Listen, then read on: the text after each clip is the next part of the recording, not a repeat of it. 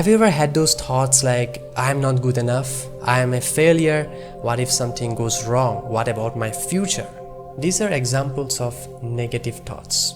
Almost all of us have felt this at some point in life.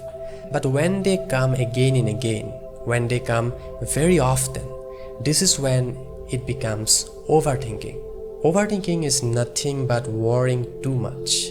And unfortunately, it is increasing day by day, especially in the youth. It does not just drain your mental energy, but overthinking also drains your physical energy. It drains your focus, it steals your focus and keeps you in a loop of negative thinking. And without you even realizing it, it becomes a habit. But why does this happen? Well, the Bhagavad Gita has the answer. According to the Bhagavad Gita, it happens because of attachment. In simple words, these negative thoughts arise because we care about them. Now, I know you might be thinking that I don't care about being a failure, and I know you don't care about being a failure, but you care about being successful.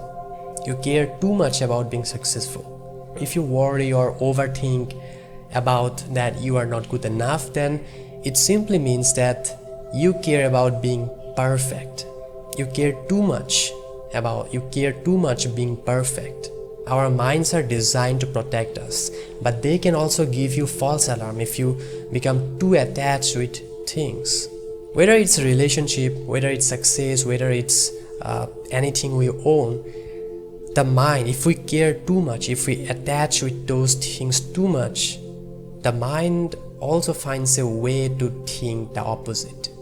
And that fear, when it becomes a habit, it creates a loop. As I said, it creates overthinking.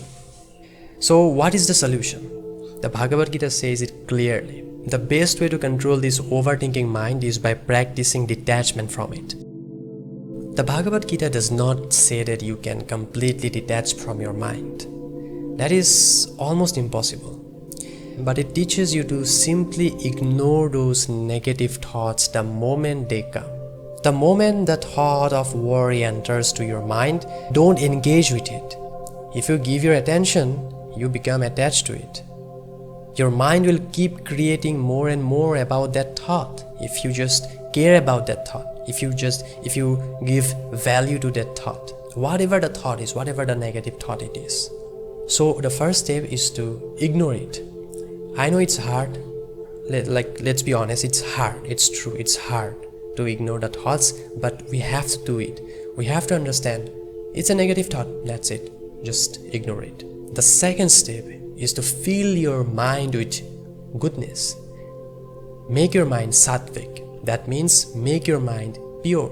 But how do you do this? By filling it with good and uplifting things that uplifts your mind from negative mind chatter.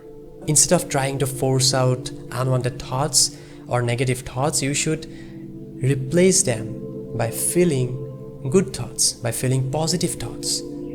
And that doesn't mean that simply, say, I'm positive. I'm not talking about the affirmations. I'm talking about building a discipline to uplift your mind from these negative thoughts. So how can you do this? There are many ways.